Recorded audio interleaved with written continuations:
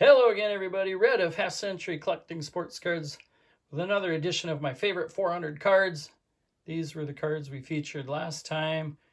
We are getting down around the 200 mark, and we're going to start out with a postcard style card.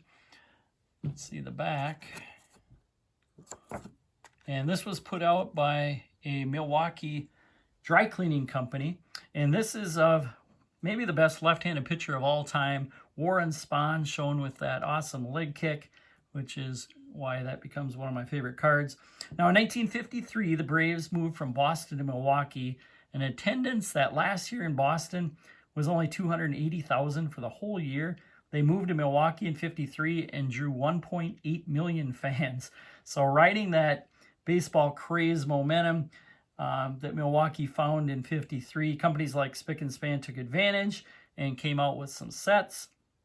They not only 53, but 54, which is what the Spahn was. There was an Eddie Matthews, and also got, show the Hank Aaron. It's basically his rookie,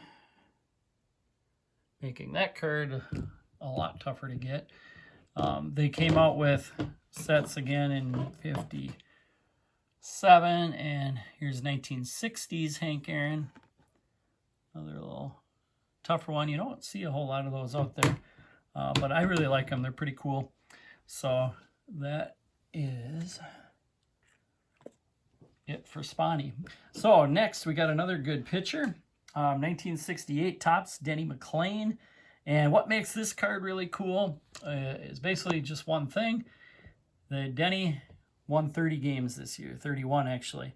Now, no one for the 56 years since then has won 30 games.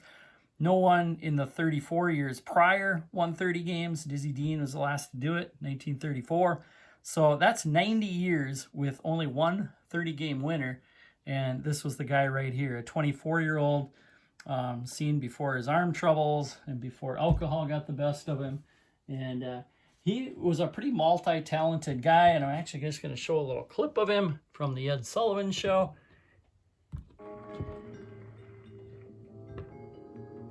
Now, he also flew planes, but he could really play the organ.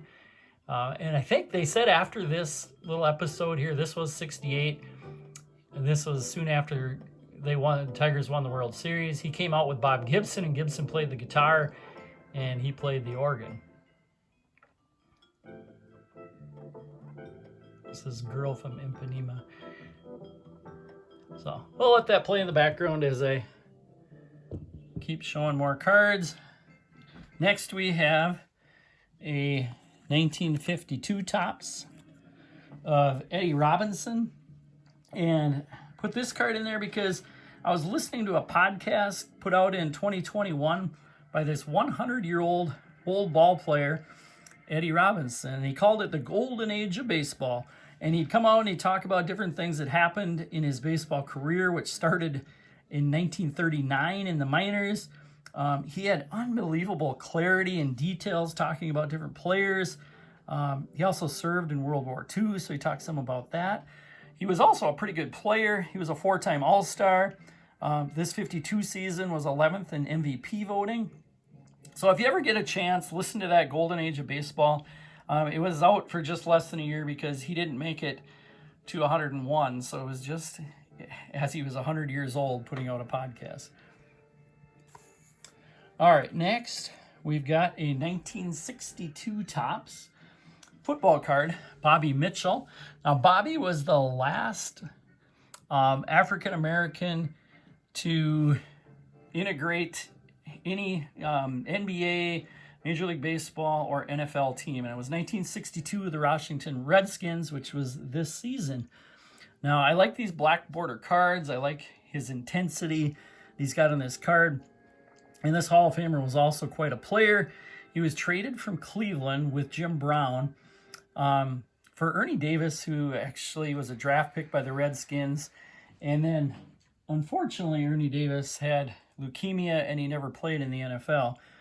But Bobby Mitchell had quite a career. First with the Browns and then with the Redskins. He teamed with Charlie Taylor. He became a wide receiver, and the two of them were, both 100 or 1,000-yard receivers, Hall of Famers on the same team. Probably one of the best wide receiver combos of all time. There you can see the back of his 62 card.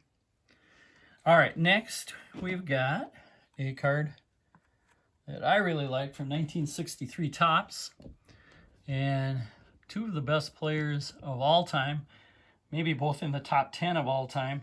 And so this is actually my card number 200, so I had to do like Topps does and give it to a superstar, and we gave it to a superstar combo. I could have picked either of their single cards, which I think in 63 were really cool. Stan Musial's last card, Willie Mays, kind of the peak of his career. But shown together, that's almost 7,000 hits and over 1,000 home runs right there between Mays and Musial. And just like the way they're interacting, probably at an all-star game. Looking at a bat, probably talking about hitting on that card. And then last for the day, we're going to go to 1974 with a guy who only won 18 games in his career, had an ERA of 4.63. So you wonder, what's he doing in my top 200? But if you remember, if you're around at the time, I actually watched his major league debut. And people in Dallas give him credit for actually saving the Texas Rangers. In 1973 as a 17, and then he turned 18-year-old senior during the season at Houston Westchester High School. He went 18-0, 5 no-hitters. He had 328 strikeouts in a high school season, and we don't get guys with 100 strikeouts now. He had 148 innings thrown, so that's a tremendous amount of innings to throw in a high school season. And he became the number 1 overall draft pick. They compared him to Sandy Koufax, being a lefty who threw hard with a really good curveball. Gave him the number 32. Gave him one of the highest signing bonuses ever, $125,000 at the time. And then soon after turning 18, they plunked him right into a major league game. No minor league experience at all. I remember listening to that game because it was against the Minnesota Twins. And I was from Minnesota, so I listened or watched all the Twins games that I could. And he got pitted in that game against a future Hall of Famer, Jim Cott. At the time, this was in Texas, in Dallas.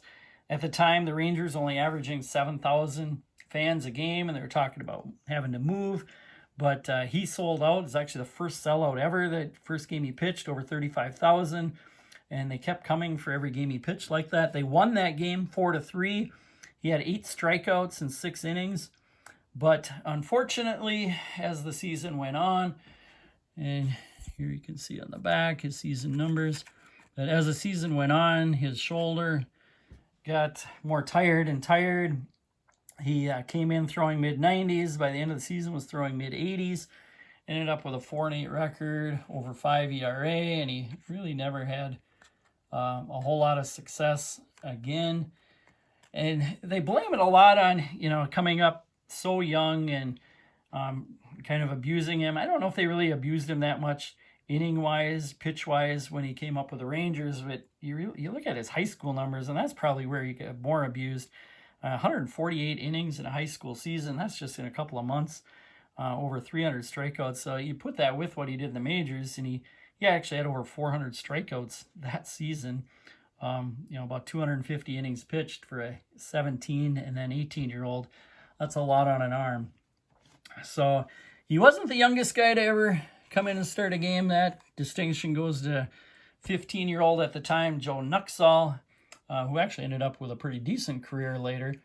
But David Clyde, and that's going to end this episode. Thank you very much for watching. I get a little view of the cards we showed today. Last look at the last time cards.